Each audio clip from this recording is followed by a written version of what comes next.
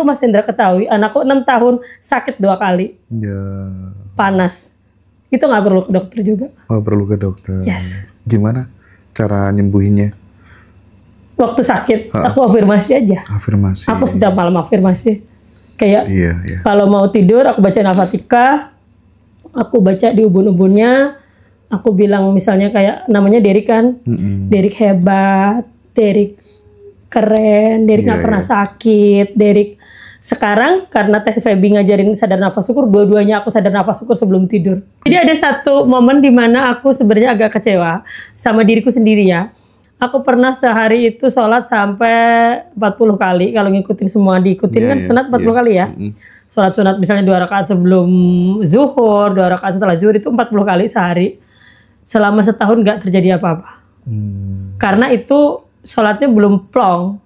Kalau sekarang tuh sholat sekarang yang ini, sekarang nih setelah ketemu si Teteh, maksudnya setelah ketemu Teh Feby, yang aku dapat itu sholat itu bercinta gitu sama Tuhan.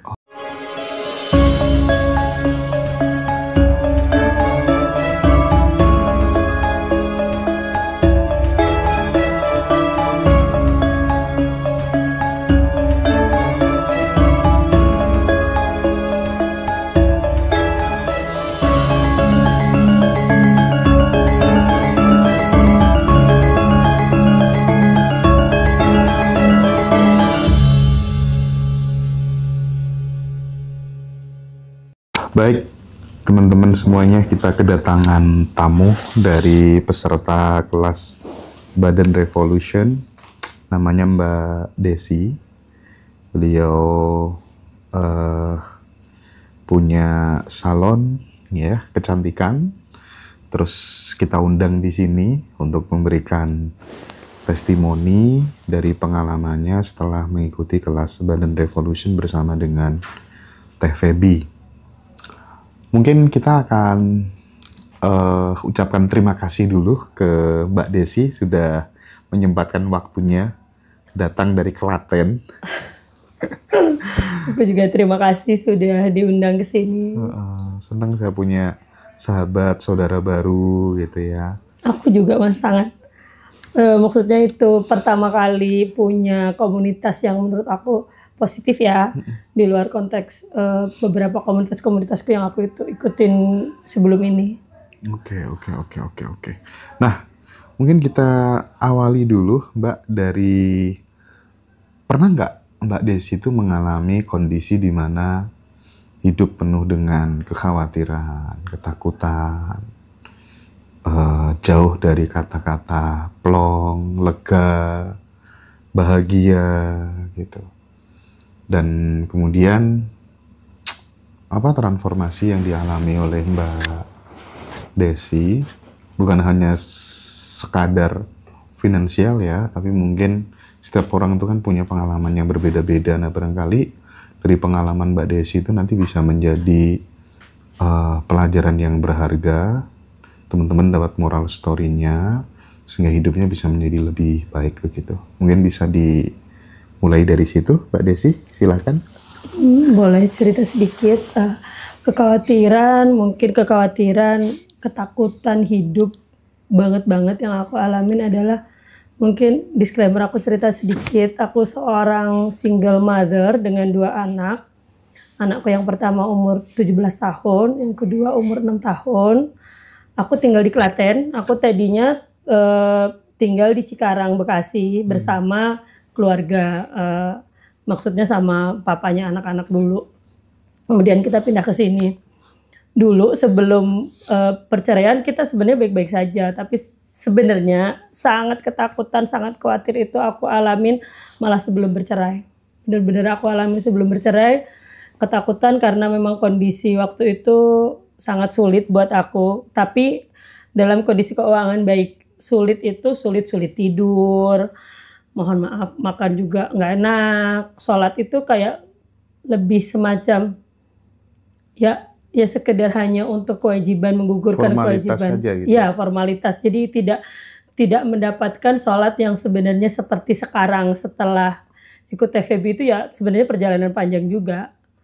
banyak hal yang aku alami waktu itu, bener-bener kayak ketakutan tuh nggak bisa tidur, gimana ya besok ya, apakah mungkin masalahku ini selesai, apakah mungkin kemudian hal-hal yang aku takutkan itu selesai. Ternyata kekhawatiran, ketakutan itu semakin aku pikirkan terus, itu malah semakin berulang, Mas. Terus aja datang gitu. Mau aku juga sholat malam atau kayak gimana, tetap datang malah lebih parah. Dan akhirnya terjadi perceraian itu tadi. Itu semakin khawatir, aku semakin nggak bisa tidur, semakin sempet, karena aku juga punya kegiatan kan, maksudnya kayak punya di rumah itu punya. Jadi salonku itu jadi satu sama rumah, sampai sempet kayak aku liburin. Jadi aku memang memutuskan untuk bercerai karena aku nggak bisa menceritakan di sini kenapa bercerainya, karena yang sudah ya sudah. Jadi ada satu momen di mana yang benar-benar aku nggak bisa tidur, itu hampir 3 hari nggak doyan makan. Itu waktu posisi anakku 6 bulan, jadi emang posisi ASI waktu itu. Artinya yang menyebabkan Mbak Desi memilih untuk divorce, berpisah dengan pasangan itu pula yang menjadi penyebab Iya. Tidur, Iya. susah, makan, nggak enak itu ya? Iya, karena aku sangat melekat sama beliau. Jadi aku itu dulunya fatherless, maksudnya papaku baik sih, alhamdulillah baik, cuman papa itu nggak pernah di rumah, tapi ngasih semua fasilitas. Maksudnya kayak sekolahku ya baik, ya walaupun mungkin nggak sampai S2 atau gimana, sekolahku baik, kuliahku baik gitu. Maksudnya kayak papaku baik, tapi papa nggak pernah hadir. Papa nggak pernah meluk. Ya mungkin mohon maaf karena papa juga sekarang udah 75 dan orang Jawa pada umumnya. Jadi kalau orang Jawa dulu kan tidak seperti orang sekarang. Kalau papa sekarang kan meluk-meluk apa gimana. Kalau orang dulu kan sulit ya Mas untuk mengungkapkan aku cinta kamu anakku gitu. Kalau orang zaman dulu lebih kayak sinawa, koyok kae. Jadi bener-bener itu Mas, aku jadi kayak sekarang ini kebawa sampai sekarang aku nggak mau ngebandingin anakku, aku nggak mau nuntut anakku. Itu karena aku dari kecilnya dituntut sama papa kayak gitu. Aku anak pertama dari 3 bersaudara. Jadi papa itu keras. Jadi pas begitu punya suami, bener-bener aku kedoktrin juga sama surga di bawah telapak kaki suami. Dan itu bener-bener membuat aku mati kutu. Kalau mamaku bilang, bojomu rono, kue melu rono gitu. Mamaku orang Bandung, jadi mamaku nggak bisa bahasa Jawa. Jadi suamimu ke sana kamu ikut ke sana, suamimu ke sini ikut ke sini. Suamimu ada salah maafin. Nah, dari situ Mas, dari situ dasar dari aku bener-bener kecewa, aku nggak bahagia, hidupku kayak kedoktrin seumur hidup sama dogma menikah dan manuto sama suami itu tadi. Akhirnya mohon maaf, di pernikahanku 15 tahun, dia banyak kesalahan, aku nggak apa-apa. Demi pahala, nggak apa-apa, demi pahala, nggak apa-apa demi pahala. Sempet marah sama Islam, maksudnya sempet marah untuk kayak dogma-dogma itu gitu. Sempet kesel, sempet ngamuk lah waktu itu. Pas kemudian, aku wes manut aku wes nyediain makanan yang setiap hari kamu suka aku tuh sudah jadi istri yang menurut aku, mohon maaf, aku yang dari nggak bisa ngapa-ngapain sampai bisa ngapa-ngapain. Contohnya mungkin dari bidang kasur atau apa, aku belajar Kama Sutra. Dari bidang makanan aku masak, dari aku nggak bisa masak sampai aku bisa masak, sampai aku punya catering. Dan menurut aku ngebantu biaya hidupmu. Tapi kenapa si laki-laki ini tuh tidak seperti yang aku harapkan gitu. Makanya benar-benar kedogma itu tadi. Kedogma sama si Islam yang bilangnya pokoknya surga di bawah telapak kaki laki-laki itu. Sampai di titik ya itu tadi, aku jadi kecewa, aku jadi marah, aku jadi kesel. Sampai aku memutuskan untuk bercerai itu karena memang sudah benar-benar udah ngebum gitu, Mas. Sudah 15 tahun tidak bisa diselamatkan lagi. Pada saat ayah tidak hadir secara totalitas pada saat masa kecilnya Mbak Desi gitu, dampak terburuknya apa buat diri Mbak Desi? Satu Mas, baperan. Yes. Jadi setiap laki-laki, maaf, yang ganteng ya pasti, bukan nggak ada maksud kemudian semua laki-laki gitu yang mendekati aku terus aku suka gitu, enggak. Maksudnya aku juga tipe perempuan yang agak-agak milih gitu. Baperan Mas. Baperan, mohon maaf baperan banget kalau ada orang yang kira-kira kayak gimana dikit gitu kayak apa ya, kayak ke-trigger gitu. Ini orang kayaknya suka deh sama gue gitu. Jadi kayak gitu. Terus kemudian keduanya tuh itu Mas, kayak haus kasih sayang gitu loh. Mohon maaf, misalnya kayak dikasih perhatian dikit gitu, terus kemudian dikasih semua itu. Jadi aku pernah satu waktu ya sudah jadi janda ini tuh pernah adalah sesuatu hal yang aku anggap lucu. Yaitu tadi itu dampak dari dampak dari kurangnya fatherless di keluarga itu tadi. Jadi gampang untuk apa ya Mas, percaya ke laki-laki. Kemudian satu cuma kayak dikasih perhatian dikit aja langsung kayak nyonya semuanya gitu. Gampang dibujuin. Yes, kayak gitu. Tapi bukan selalu tentang, maaf misalnya berhubungan badan, nggak selalu tentang itu. Jadi kayak gampang dibujuki kayak jadi kayak terlalu geleman gitu. Nah itu yang aku nggak suka sama diriku. Yang akhirnya aku menyadari bahaya banget itu si fatherless itu tadi.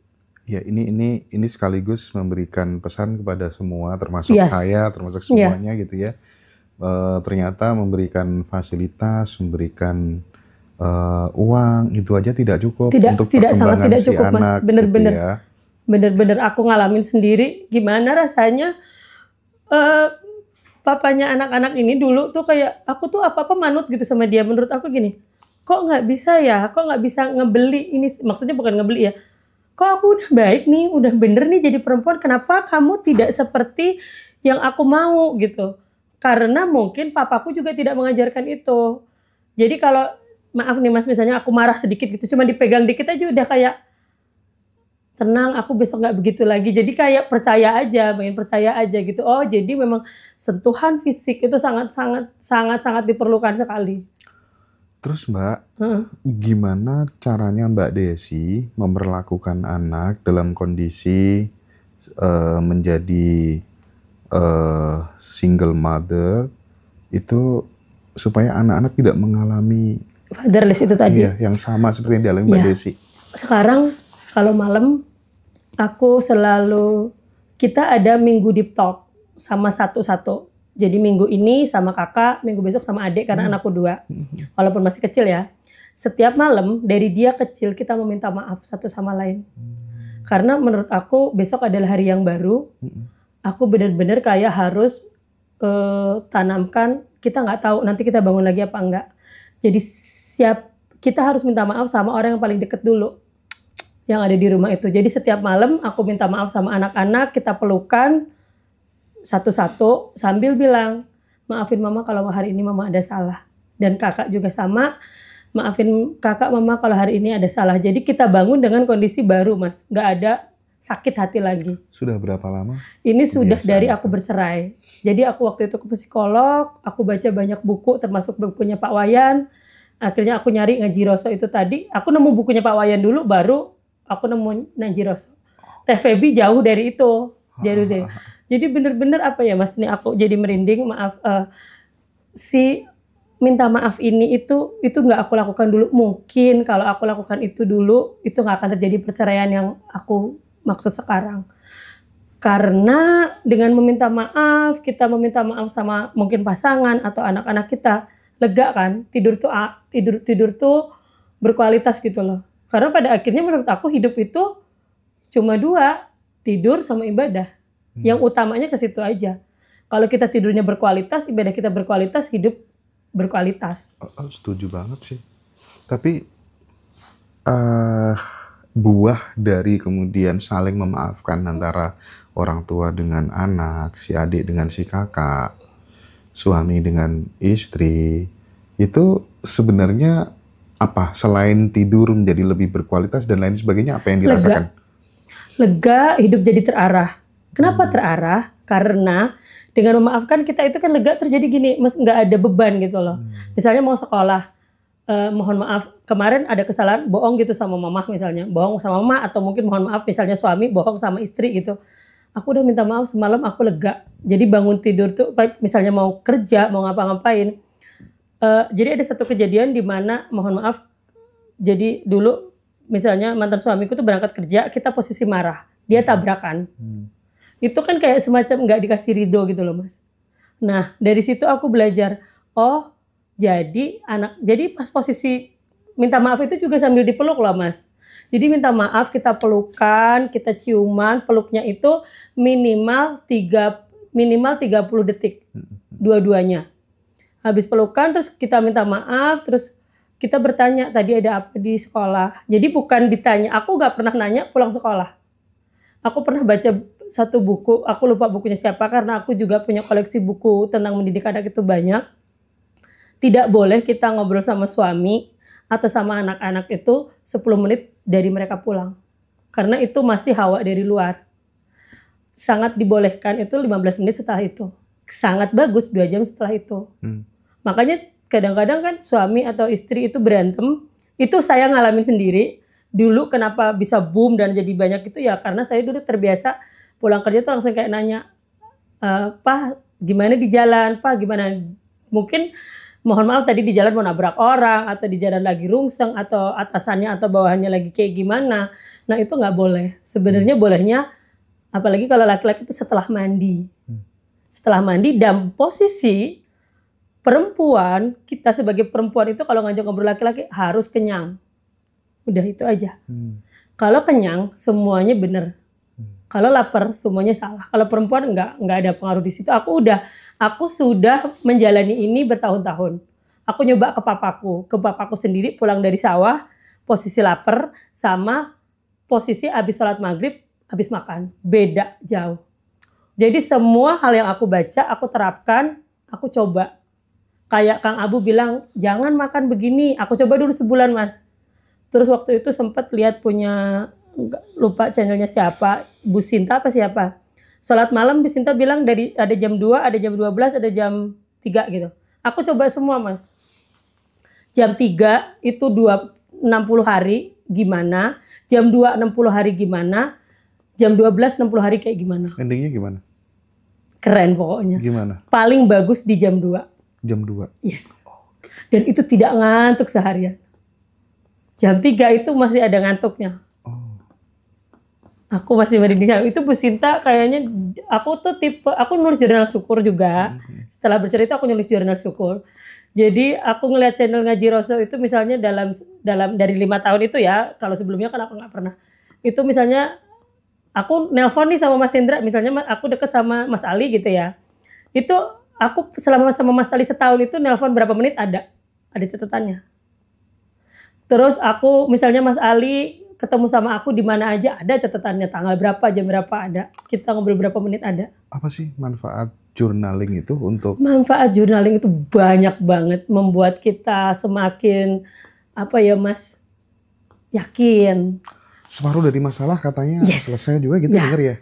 Tahu nggak? Bahkan anakku mau ke Jepang. Tuh kan beberapa orang gini, Mbak, yakin anakmu mau ke Jepang? Boleh. Boleh. Emang kenapa nggak boleh aku gitu? Nggak takut nanti di sana kenapa-napa? Ada Allah, ngapain takut? Nah itu salah satunya. Kayak yakin. Itu anak pertama Mbak? Iya. Cowok? Perempuan. Udah lama di Jepang? Belum, mau. Oh, mau. Kan dia mau kuliah di Jepang. Memang beberapa kali ini kayak dia kenapa ikut lomba-lomba itu kan buat. Oh yang mau lomba bahasa Inggris itu. Gitu. Iya. Oke, Mbak. Yang menarik dari cerita Mbak Desi tadi kan, Mbak Desi sendiri kan seorang pembelajar gitu ya. Nah, bagaimana sih menanamkan atau memperkuat potensi anaknya gitu? Kalau aku tuh soal manifestasi tuh sudah nggak ngarahkan sih, sudah nggak ngarahkan. Artinya ya udahlah ya, nanti dia akan ketemu jalannya sendiri. Tetapi bagi saya itu menyiapkan potensinya itu memang saya harus agak keras. Contohnya misalnya kalau baca buku itu wajib gitu ya. Nah bagaimana tuh menyiapkan pengetahuannya anak-anak gitu, men-trigger supaya kemudian suka membaca, suka pengetahuan itu bagaimana, Mbak? Nah ini kuncinya satu Mas. Mas Hendra mau anak Mas Hendra suka baca, Mas Hendra suka baca dulu. Mas Hendra mau anak Mas Hendra suka sholat, Mas Hendra sholat dulu. Mas Hendra mau nggak usah ribet-ribet nyuruh anak buat puasa, Mas Hendra puasa dulu. Nggak bisa, karena segala sesuatu menurut aku itu harus dari cetakannya dulu. Kenapa? Mohon maaf nih ya, aku mungkin berpisah sama papanya anak-anak itu. Maksud Tuhan adalah biar cetakannya bener. Karena memang dari awal aku tadinya mau anaknya cuma satu nih. Anaknya cuma satu si anak yang gede ini. Karena memang mohon maaf waktu itu aku mikirnya siapa tahu dia punya anak 2 nanti berubah. Perempuan kan gimana caranya untuk mempertahankan pernikahan itu kan Mas. Akhirnya mohon maaf berubah jadi Firaun. Akhirnya ya udahlah aku udahin. Tapi di situ sisinya itu anakku suka banget baca karena dia ngeliat aku. Termasuk yang kecil juga. Devia itu nggak pernah aku suruh sholat, tapi kalau setiap maghrib aku udah aja duduk, pakai mukena, udah aku siapin aja sajadah 3 gitu. Jadi aku nggak pernah nyuruh. Begitupun dengan mandi, dengan apapun hal lain, sedekah. Kalau sedekah aku ngajarinnya gini, karena emang aku dari dulu memang suka banget sama yang namanya model apapun itu sedekah. Dari uang dia kebetulan kreator CapCut juga dari SMP. Jadi dia bilang sama aku, jadi dulu yang minta bercerai Devia Mas. Anaknya malah. Yes. Dia aku sekolahin di sekolah Islam kan. Jadi memang bener banget nih, mohon maaf buat semua mama-mama dan papa-papa. Cari sekolahan yang bagus buat anak kalian. Mau nggak punya duit juga usahain gimana caranya. Karena pada akhirnya bener-bener si mental anak-anak ini bergaul dengan siapa dari bawahnya dulu Mas. Dari kecilnya dulu. Kalau aku dulu kan ya orang kampung, mohon maaf dengan kondisi papa yang orang kampung. Ya sekolahnya di SD dasar zaman dulu, zaman kita mah kan nggak ada kayak sekarang ya Mas ya. Cuman untuk bisa jadi seperti sekarang kan aku juga nggak cukup hanya dengan kuliah. Ternyata kuliah itu nggak merubah apapun buat aku. Mohon maaf, membaca Quran pun nggak merubah aku. Salatku nggak merubah aku. Yang merubah aku justru banyak hal dari Pak Wayan, dari Kang Abu, dari banyak lah pembelajar yang aku pelajari mungkin dari ngaji Roso, termasuk mungkin akhir-akhir dari TVB. Itu pelengkap dari semua pelengkap yang aku bilang dari Kang Abu yang aku suka, Pak Wayan yang aku suka, Ibu Sinta yang aku suka itu Teteh ini tuh kayak udah dirangkum jadi satu gitu loh Mas. Di apa sih namanya? Sadar nafas syukur. Nah itu dirangkum di situ di 1 biji itu tadi. Tapi momen apa sih yang paling menyentuh kesadarannya Mbak Desi gitu sehingga kemudian terjadi sebuah transformasi beda banget deh Desi yang dulu sama Desi yang sekarang ini seolah mengalami kelahiran kembali gitu. Itu momen apa? Belum lama karena ikut TVB. Sebelum ikut TVB, maksudnya sebelum kelas TVB ini aku juga sebenarnya udah bikin jurnal syukur dari lama kan. Kalau beberapa yang aku baca kan jurnal syukur itu udah menyelesaikan masalah kita setengah. Tapi TVB ini menyelesaikan semua masalah. Enggak sih, maaf ya. Kalau masalah finansial mungkin ya aku bilang kalau dulu Mas, kalau salon sepi itu aku suka kesel gitu loh, tau nggak? Masih ada sedikit was-was gitu. Aduh, nanti kalau aku nggak bisa bayar ini gimana? Kalau aku nggak bisa bayar Mbak gimana? Sekarang Mas, nggak gas. Itu yang paling utamanya. Dan dulu aku masih agak takut tuh buat sholat tobat. TVB pernah bilang, tiap hari aku sholat tahajud, sholat hajat. Nah aku ngikutin si Teteh. Dari si sholat tobat ini aku dapat satu hal. Nggak takut apapun. Bahkan aku mati pulang dari sini aku udah nggak takut. Anakku udah ditanggung sama Tuhan. Gimana caranya aku juga nggak tahu. Iya, kalau aku tuh yang bikin nggak takut tuh ketika tabungannya udah banyak sih. Ya. Karena aku menurutku tabunganku udah banyak dan aku maksudnya tabungan semesta ya. Aku baru tahu si sedekah ini tuh ternyata tabungan semesta Mas. Iya. Kan aku dulu nggak tahu istilah itu, tahu dari Teteh kan tabungan semesta itu. Dan menurut aku nggak dimaksud aku pede, tapi aku orang baik. Menurutku dari segi itu. Kenapa Allah kasih aku banyak kemudahan di luar konteks mungkin finansial ya aku nggak punya uang yang miliaran atau ratusan juta seperti yang lain. Rumah juga aku masih nyewa. Jadi menurut aku kemudahan nggak selalu tentang finansial yang mohon maaf Mas yang itu tadi. Aku punya anak-anak yang baik dan bahkan perlu Mas Hendra ketahui anakku 6 tahun sakit 2 kali. Panas. Itu nggak perlu ke dokter juga. Oh perlu ke dokter. Yes. Gimana cara nyembuhinnya? Waktu sakit, aku afirmasi aja. Afirmasi. Aku setiap malam afirmasi. Kayak kalau mau tidur, aku baca Al-Fatihah, aku baca di ubun-ubunnya, aku bilang misalnya kayak namanya Derek kan, Derek hebat, Derek keren, Derek nggak pernah sakit, Derek sekarang karena tes Febi ngajarin sadar nafas syukur, dua-duanya aku sadar nafas syukur sebelum tidur. dari Februari itu. Aku tuh doktrin keluargaku sih. Untuk tidak punya yang namanya BPJS. Sama, aku nggak punya. Untuk rumah sakit itu bukan rumah untuk ngobatin orang sakit, Kak. Itu rumah setan. Nggak usah kita ke sana gitu ya. Bener. Itu doktrin pribadi loh ya. Tapi itu aku terapin itu, Mas. Dari semenjak aku belajar tentang mental itu ya, dari sebelum, kan aku bilang aku lahir kembali setelah Teteh bener-bener kembali. Tapi lahir yang sebenarnya habis cerai itu, yang aku ke psikolog, ke psikiater. Aku tuh ke psikolog sampai 4 kali, ke psikiater sekali karena hampir gila. Ya itu tadi, makanya aku sudah nggak mau melekat dengan apapun. Kemarin, itu menarik tuh. Moral story pasca perceraian itu kan ada kaitannya sama kemelekatan tadi ya. Pada saat kemudian pasangannya Mbak Desi misalnya tidak sesuai dengan ekspektasi gitu kan, itu kan terus kemudian berpengaruh terhadap susah tidur, makan nggak enak, itu kan karena terlalu melekat, terlalu berekspektasi. Nah, pelajaran setelah itu apa? Caranya bagaimana ketika misalnya nanti nih dapat pasangan lagi supaya nggak jadi pola berulang gitu. Jadi gini, waktu itu aku pernah ke psikolog, si psikolognya itu ngasih tahu gini, Mbak, kalau Mbak ke-trigger sama sesuatu hal, lihat terus.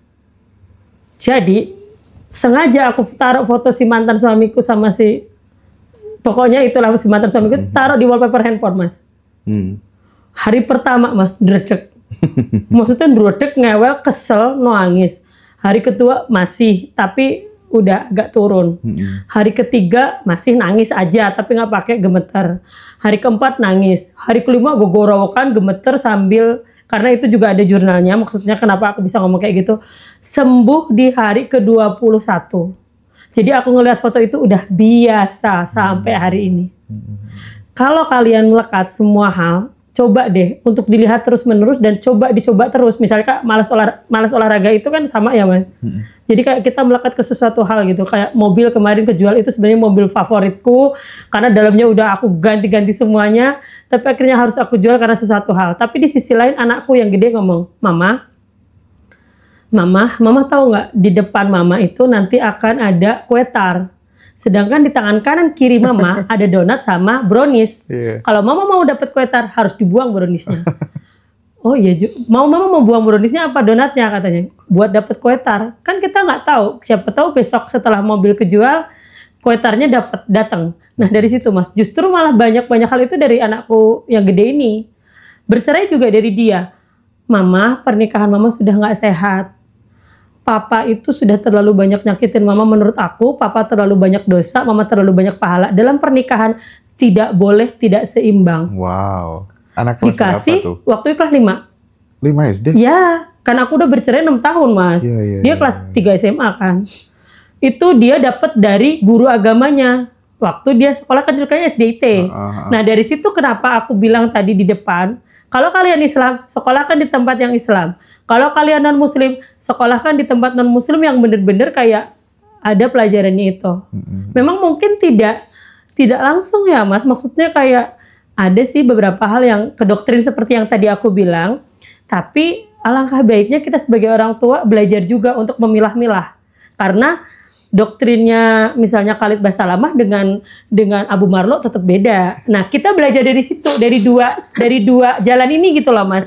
Jangan kemudian kalian makan mentah-mentah Khalid Basalamah, jangan mentah-mentah juga dimakan punya Kang Abu gitu loh. Jadi kita sebagai orang tua, ayo kita belajar sama-sama gitu. Karena akhirnya aku juga banyak belajar dari anakku.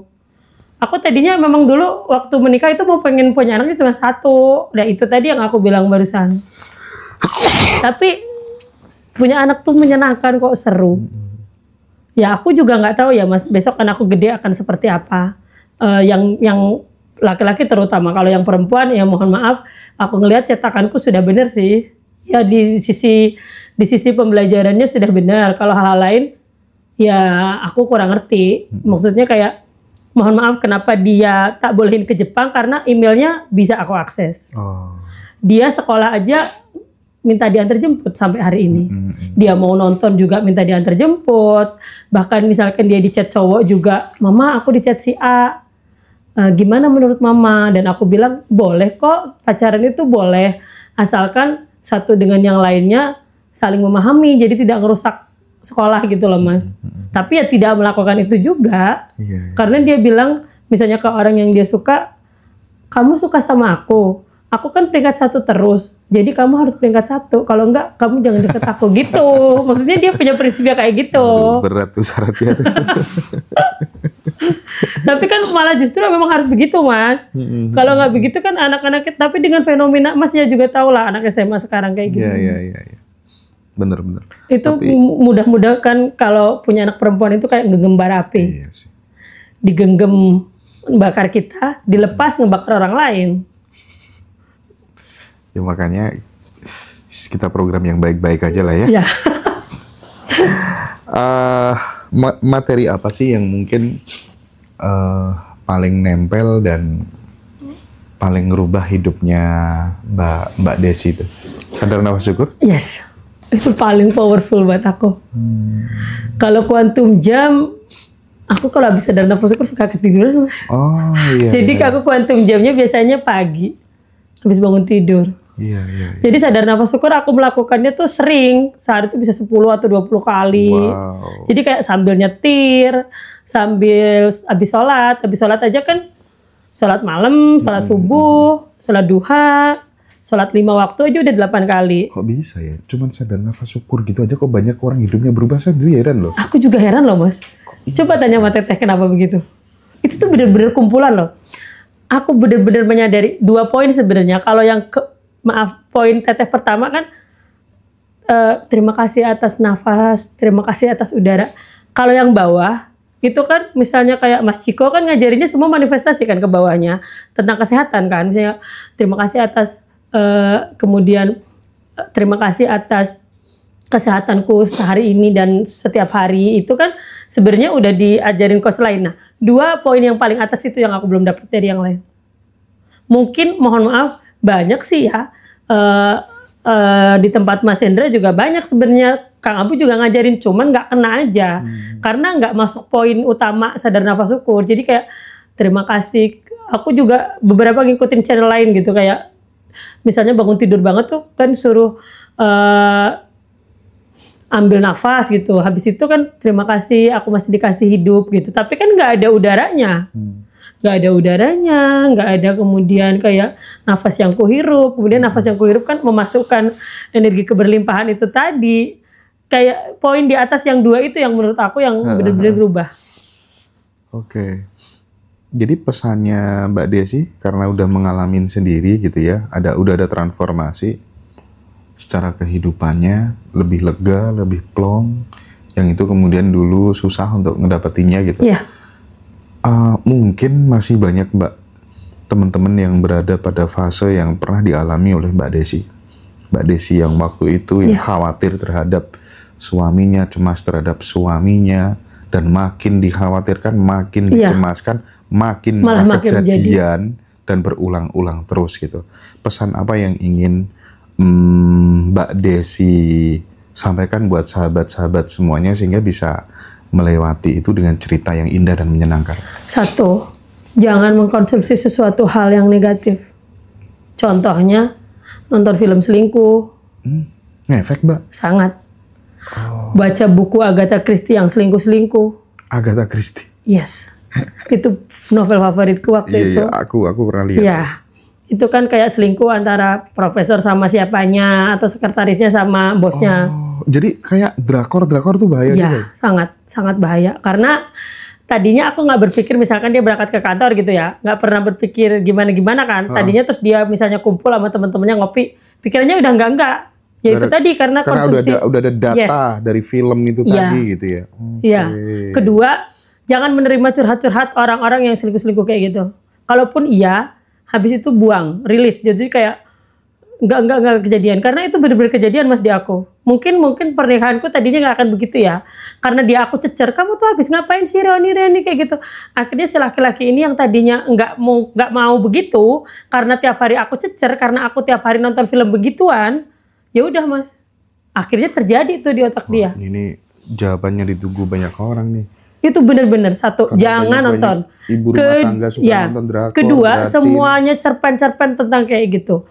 Lagu Jawa yang mohon maaf kayak lagu Jawa-Jawa itu nggak ada yang bagus menurut aku. Mohon maaf, nggak ada maksud gitu. Yang koplo-koplo itu Koplo-koplo yang bujumu tak nah, silai itu buju ya. tak silai. Kemudian mohon maaf, ada juga kan beberapa yang disakiti, ditinggal rabi.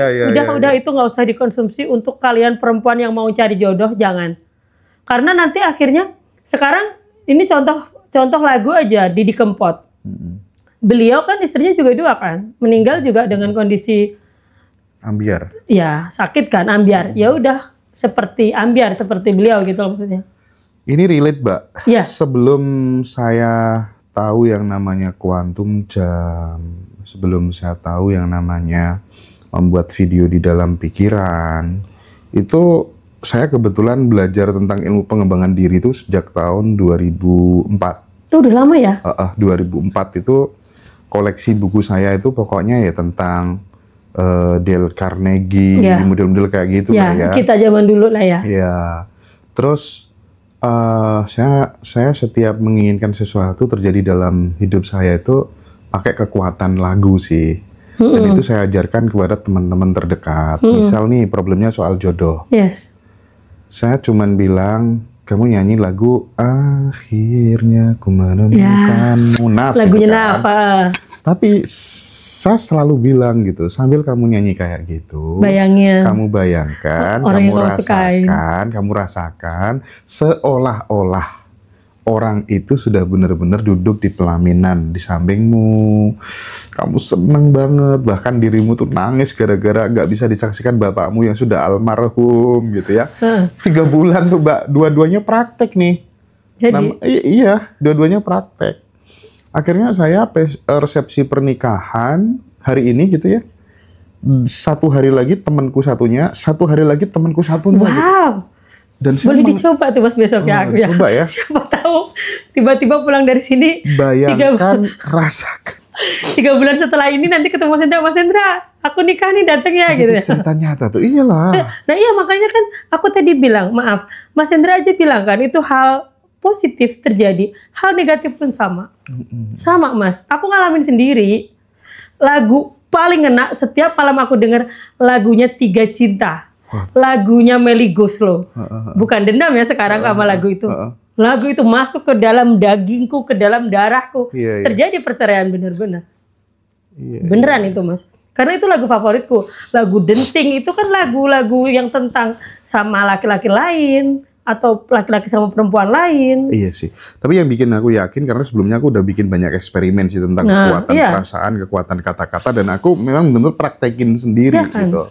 Praktekin sendiri dan bolak-balik. Tapi Mas Hendra dapat istri yang sekarang praktek gitu juga? Oh serius, wajahnya saya bayangkan persis demi Allah. Iya. Iya, jadi kalau belum ketemu, bayangin kalau aku sukanya Brian McFadden gitu. Waduh, tetap harus realistis ya. Maksudnya ya, siapa tahu gitu, nggak sengaja dia lewat gitu ya. Iya, tapi memang di gimana pun ya kalau kita boleh jujur gitu, apa yang kita inginkan itu tidak terus kemudian semuanya lebih banyak yang nggak jadi kenyataan juga sih. Kita harus realistis juga sih. Tidak ada terus kemudian wah aku pengen gini terwujud enggak juga sih. Dunia sering memberikan kejutan-kejutan yang ya bagaimanapun juga kita hanya wayang kan ibaratnya gitu. Tapi kalau soal lagu itu memang dulu saya begitu yakin dan saya juga sering jadi korban lagu saya yang negatif. Iya kan? Nah akhirnya saya bikin kan IC gitu waktu kuliah zaman dulu, The Power of Cocot gitu ibaratnya ya. Wah, ada tuh. Cocot itu bibir ya? Iya. 55 penyanyi yang menjadi korban lagunya itu. Saya hafal, saya semuanya tulis itu di situ gitu. Dan mulai sekarang ya saya hanya sering mengatakan sesuatu yang ingin terjadi di dalam diri saya gitu aja. Karena realitas itu termasuk dipengaruhi oleh ya pikiran, lisan, perasaan. Saya yakin dengan hal itu sih. Saya ngakuin sendiri kok Mas. Maksudnya kayak hal itu benar-benar mendarah daging dan benar-benar kejadian di depan mataku. Seperti lagu itu dan seperti beberapa buku yang aku baca. Dan aku sempat shock sebenarnya setelah bercerai itu aku baru paham. Wah, ini buku aku konsumsi bertahun-tahun kejadian beneran. Program jadi program ya Mbak ya. Makanya Makanya untuk ibu-ibu, menjadi seperti sekarang ini, aku memprogram ulang itu 5 tahun yang sebenarnya aku belum cukup menurutku. Mas Hendra aja dari 2004 kan belajar. aduh aku 2004, serius Nah, 2004. 2004 aku aja baru kemarin kan bercerai 6 tahun lalu. Ya itu baru 4 tahun ini Mas bener aku. 2004 dan aku setiap jam 2 malam nggak putus tahajud selama 9 tahun dan aku merepetisi satu hal. Ya Allah, berikan aku masa depan yang terbaik sambil aku bayangkan masa depan yang aku Waktu itu. inginkan. Iya, 9 tahun. Berarti salah satu sekarang ini di sini, salah satu impian yang Mas bayangin. Oh enggak, aku nggak bayangin jadi kayak gini enggak sih. Tapi kan Cuman aku nanti jadi orang terkenal kayak gitu ya. Oh, itu tuh banyak lah ya kayak gitu. iya. Tapi intinya emang bener-bener aku bikin program itu dengan sengaja gitu Mbak. Alhamdulillah aku karena berada pada lingkungan yang tepat waktu Alhamdulillah. itu gitu ya. Sehingga akhirnya kan circle itu kan sangat mempengaruhi ya. Teman-temanku kok pada progresif semua ya, masa aku kok enggak gitu kan. Terus ada semangat untuk melunasi penderitaan orang tua sih. Karena bapak dari kecil udah nggak ada. Ya, gitulah. kita jadi berbagi pengalaman ya. Jadi ada satu momen di mana aku sebenarnya agak kecewa sama diriku sendiri ya. Aku pernah sehari itu sholat sampai 40 kali. Kalau ngikutin semua diikutin kan sunat 40 kali ya. Sholat sunat misalnya 2 rakaat sebelum zuhur, 2 rakaat setelah zuhur itu 40 kali sehari. Selama setahun nggak terjadi apa-apa. Karena itu sholatnya belum plong. Kalau sekarang tuh sholat sekarang yang ini, sekarang nih setelah ketemu si Teteh, maksudnya setelah ketemu TVB, yang aku dapat itu sholat itu bercinta gitu sama Tuhan. Oke. Kalau dulu tuh sholat ya sholat aja Mas, takut dosa, takut wah nanti kalau aku masuk neraka gimana ya gitu. Bukan sholat yang kualitatif lah Ya, ya. kalau sekarang itu ya Mas bangun gitu jam 2 tanpa alarm aku. Udah lama sih, udah setahunan. Otomatis ya. Udah otomatis, jadi kayak kalau kemarin Mas Arif bilang apa Mas? Yang kalau yang gitu kan udah kalau di alarm itu udah langsung, yang satunya itu apa? Kayak kata Mas Arif, nanti tiba-tiba cicak kalau Mas Hendra harus bekerja katanya kan, tiba-tiba Hendra pengen duduk gitu, ya nggak boleh karena emang Tuhan emang membolehkan Hendra harus bekerja gitu. Apa ya waktu itu? servo mekanisme ya. Jadi semacam kayak kita tuh udah dilayani sama semesta Nah gitu, Jadi, kayak gitu. Dan itu menurutku aku sudah dilayani dari segi itu. Dan aku beruntung banget karena tidak semua mendapatkan itu. iya betul. Tidak semua mendapatkan kenikmatan sholat itu tadi. Setiap sholat itu benar-benar bisa khusyuk. Aku belajar Al-Fatihah metode Umi, jadi benar agak lama. Jadi belajar lagi gitu, 2 tahun ini baru jilid 3. Jadi benar-benar belajar lagi dari Abatasa gitu. Walaupun menurut aku ya tadinya mungkin udah bener ya, ternyata pas pakai metode itu salah. Tapi ya sudah sih. Tapi bener-bener waktu itu aku sholat 40 setahun itu nggak dapet apa-apa menurutku. Masih overthinking, masih takut, masih aduh nanti kalau sholat sepi gimana ya. Terus misalnya orang nih makeup nggak jadi nih Mas, suka ih kok nggak jadi sih, nyebelin banget. Kalau sekarang nggak. Sekarang lebih, oh nggak jadi, ya udah nggak apa-apa. Lebih bisa menerima ya. Nggak apa-apa, nanti diganti sama Tuhan. Iya. Sekarang tuh sholat tuh udah kayak gimana ya Mas? Udah yang nggak pernah minta lagi, kayak udah terima kasih ya Allah, udah diizinkan untuk sholat subuh hari ini. Terima kasih ya Allah sudah diizinkan untuk sholat tobat hari ini. Udah gitu aja. Kayak mintanya tuh kayak udah yang kita bilang paling ya udah nggak ada yang diminta deh, kayaknya bersyukur aja. Sayangnya Mbak Desi itu nanti di tanggal 23 tuh nggak bisa hadir di reuni Badan Revolution, ada Pak Wayan. Iya Mas. Tapi karena Mbak Desi dampingi anaknya lomba teman-teman di Semarang ya Mbak? Iya. Di Semarang ya, oke lah mudah-mudahan hasilnya maksimal lah ya, terbaik ya. Dan teman-teman yang nanti mau datang di Jogja di Hotel Ambarukmo silahkan, masih bisa daftar, masih ada seat untuk yang reuni offline dan online, dan paginya itu kelas offline batch 16 dan tanggal 28-nya ada batch 17. Untuk yang reuni offline sih agak cepetan ya. Sudah 200-an lebih yang daftar. Dan orang seperti Mbak Desi itu kok aku melihat ini Badan Revolution tuh nggak tahu ya. Tapi emang bener-bener banyak banget. Bahkan nih Mbak, nggak ikut kelas itu loh. Testimoninya tuh banyak. Aku lihat-lihat di YouTube-nya, Mas. Mungkin karena obrolan ini kita ngobrolnya secara terbuka belak-belakan gitu ya. Kayak tadi kan kita cerita tuh kayak dikasih kunci kan sebenarnya ya. Kasih kunci gitu. Kayak aku juga nggak percaya sih Mas sebenarnya sama cuma sadar nafas syukur loh Mas. Di luar kuantum jam ya, aku tuh sebenarnya dari sisi kuantum jam sendiri ya, ternyata itu sebenarnya aku sudah belajar dari kemarin. Kuantum jam itu adalah yaitu tadi memikirkan hal-hal yang baik-baik seperti yang Mas Hendra bilang. Iya. Itu sebenarnya kuantum jam juga nggak harus tidur kan Mas Hendra kan jam 2 kan dulu tahajud kan? Iya. Itu selama 9 tahun itu sebenarnya hampir sama lah ya. Cuman kan mungkin dari segi bahasanya beda, manifest ya nyebutnya. Iya, aku pernah ikut salah satu kelas ya. Waktu itu bayar 8 jutaan lah. Dari serangkaian kelas tuh aku melihat intisarinya kita disuruh cari tempat ya peaceful ya, yang benar-benar tempat itu damai. Kita imajinasikan kita udah berada di situ. Terus kemudian apa yang kita inginkan itu sudah kita alami di situ. Rasa syukurnya, rasa bahagianya, rasa terima kasihnya kita hadirkan saat ini dan disuruh ngulang-ulang selama 30 hari gitu. Sama dengan TPB. Iya kan? Iya, harganya mahal. Kita 2 juta udah dapat semua loh. Ya kan? Kita 2 juta dirangkum dalam sadar nafas syukur. Aduh. Berapa poin itu ya? 7 poin. Iya, yang aku tuh sampai kayak Allahok gitu loh Mas. Allahu Akbar, sallallahu alaihi Muhammad, ini yang aku cari. Walaupun Teteh sebenarnya di YouTube udah menyampaikan itu loh Mas. Tapi beda banget kalau masuk kelas. Apalagi dibimbing kan tiap pagi. Iya. Udah di notice 30 tuh. daily rutin ya. Tadi pagi-pagi tuh jam 5 biasanya tuh udah siapa gitu adminnya udah apalagi aku malah dibimbingnya nih hampir 3 bulan loh. Kemarin maksudnya kayak di itu lagi, di reminder lagi 3 bulan ini. Jadi nggak seperti yang dibilang cuma sebulan gitu, enggak. Jadi motivasinya itu memang kita bikin kelas ini tuh kalau andai kata boleh jujur sih supaya kemudian ilmu seperti ini tuh bisa diakses oleh semua orang. Itu sih Mbak. Iya. Satu itu. Dan bagi teman-teman yang nggak punya uang segitu, cukup bayar 500.000 aja. Bisa ikut Zoom spesial TVB. Nanti ada di tanggal 15. Jadi pokoknya kita pengen ngemudahin teman-teman biar semuanya bisa ikut belajar. Mas, aku nggak punya uang 500.000. Tonton obrolan-obrolan seperti saya dengan Mbak Desi seperti ini, udah banyak kata kunci, tinggal teman-teman mau nerapkan dalam kehidupan sehari-hari apa enggak gitu. Karena bagaimanapun, realita akan susah berubah jika kemudian habit, kebiasaan nggak diubah. Iya, karena pada akhirnya aku pernah nyoba seminggu aja nggak afirmasi, berantakan Mas. Maaf loh, dari segi kata-kata ya, bukannya kata-kata itu doa kan ya.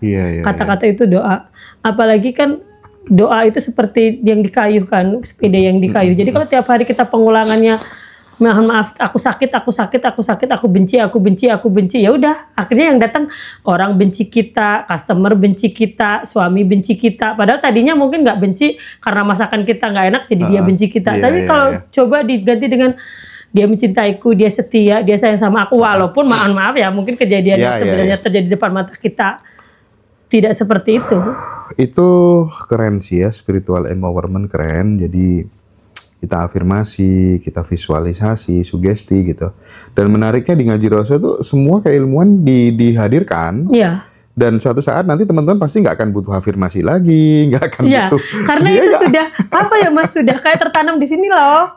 Kita sambil misalnya mohon maaf kayak Bu Sinta kan bilang nanti sudah tidak ada lagi seperti itu karena sudah tertanam di dalam hati. Ya kalau kita udah sadar yang namanya abundant identity, kita sesungguhnya itu siapa yang mana, ya kan, ya cukup menerima dan menyadari apa adanya aja kan. Tidak ada perlawanan terhadap apapun yang terjadi di dalam hidup kita gitu. Itu kan puncak kalau dalam sufi udah termasuk apa ya, peleburan atau fana atau apa gitu ya. Mas Riko, Mas Andreas, pemikiran-pemikiran Ramana Maharshi dan lain-lain, Astawakra, itu kan kita pengennya seperti itu sih. Dan di Abundant Revolution, prosentase tentang itu pun juga diadakan. TVB sering bilang, mundur sejenak, kita bukan pikiran, kita bukan emosi, gitu kan ya, kita bukan tubuh. Kita adalah percikan. Dia kan paling enak jadi CCTV ya, Bang. Memang kita ngelihat dulu, maksudnya ego kita yang di depan yang marah-marah itu tadi. Kalau vibrasi kita itu memang benar-benar masih rendah kan ketika memang ada masalah. Ya saya ngomong begini karena saya ngalamin sih. Iya. Ketika ada masalah langsung reaktif gitu kan. Tapi lama-lama kan karena kita ini belajar, kok nggak bagus ya hasilnya ya. Iya. Lama-lama dari yang bereaksi menjadi menyadari sih. Oh, gitu. Akhirnya sekarang kalau mohon maaf ya ada bilang, namanya aku juga kondisi nggak ada pasangan kan, ada-ada aja kan omongan kayak gitu-gitu tuh kadang-kadang udah nggak gagas. Jadi ibaratnya gini, 3 tambah 3 10 ya. Mbak Desi sama pacaran sama orang itu dan sekarang hidupnya berkelimpahan, misalnya dikasih sama laki-laki itu, ya aja. Oke. Ya udah, monggo. Kamu ngikutin dirimu aja, aku ngikutin diriku. Maksudnya kayak menurut aku segala sesuatu cerminan dia. Kalau dia selalu melihat sesuatu hal buruk di orang lain, berarti dia sendiri yang sebenarnya dalam hatinya seperti itu. Kalau aku. Tapi tanda bahwa orang udah mulai progresif itu ketika kemudian dia sudah tidak memberikan atensi terhadap orang-orang yang nggak cocok dengan kita sih. Menurutku begitu sih, Mbak. Jadi emang benar-benar kita tidak sibuk untuk kembali membenci orang-orang yang membenci kita, tapi benar-benar pure kita sibuk mencintai orang-orang yang mencintai kita. Karena, jadi kalau yang tidak, kalau aku kan diajarin sama Teteh kan, kalau orang yang kiranya nggak suka sama kita, tiap hari di quantum jam, terus tiap hari didoain. Nah itu aku coba berhasil menjadi suka sama kita gitu loh. Jadi minimal tuh nggak yang kayak dulu lagi gitu. Iya. Pas ketemu tuh jadi kayak halo gitu, padahal dulu ya begitulah Mas. Iya. Itu contohnya ke orang terdekat sih, misalnya kayak Pak D itu kan sosok yang sudah sepuh, kalau ngomong mohon maaf begitu. Jadi aku coba aja gitu quantum jamin, maksudnya aku sending love itu seperti yang Teteh bilang. Berhasil Mas. Aku quantum jam apa tuh namanya, orang yang punya hutang bayar hutang nggak jadi Mbak, nggak bayar Mbak, kasihan. Belum, sama aku juga ada Mas.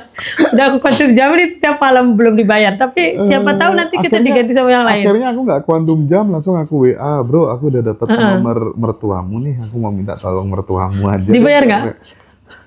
Nanti tanggal 25 ya. 25 kapan? 25 Agustus ya. Kita tunggu ya Mas. Iya, kita tunggu lah ya, apakah kena prank lagi apa enggak gitu ya. Tapi seru ya, artinya meskipun sesuatu yang hadir di dalam hidup kita itu tidak sesuai dengan yang kita idealkan, kita cita-citakan, tapi kalau kita pandai memaknai, oh ini kayaknya ini hanya permen nih, habis ini mau dapat ini hanya bungkus nih, habis ini dapat permen, mau naik level nih kayak biasanya gitu. Kan Teteh bilang gitu kan, kalau ada sesuatu hal yang men-trigger kita atau aku misalnya nggak enak lagi, misalnya kayak kemarin ada sesuatu hal yang kurang nyaman gitu, besok aku mau dapat kejutan dari Allah. Iya. Tapi bener kok Mas, dapat kejutan beneran. Kejadian ya. Ya. Tidak penting realitanya, yang penting ada respon terhadap realita kita terhadap itu. sesuatu itu. Oke. Keren banget Mbak Desi, perspektifnya, ceritanya. Nggak nyangka ya. Maaf ya. Aku padahal tadi estimasinya tuh, paling 30 menit lah ya maksimal ya. Nggak nyangka kita hampir 1 jam ini ya. Hampir 1 jam. Masa Mas? Iya, udah 1 jam? Wow, udah setengah 9 ya. menit gitu ya. Jadi sekali lagi Mbak Desi, saya ucapkan terima kasih atas perspektifnya, menarik banget. Mudah-mudahan ini bisa menjadi pembelajaran juga buat saya, buat sahabat semuanya yang nonton. Sekali lagi saya ingatkan, bagi teman-teman yang mau join reuni Abundant Revolution bersama Pak Wayan dan Teh Feby, datang nanti di Hotel Ambar Rukmo tanggal 23 Agustus ya. Paginya ada kelas offline, sorenya kita ada reuninya hybrid, online dan offline, dan ini untuk umum. Oke, terima kasih banyak ya Mbak Desi atas dengan waktunya. senang hati Mas. Oke, thank you, sehat Sukses selalu, ya buat Giroso ya. anak-anak diberi masa depannya terbaik Terima kasih, ya.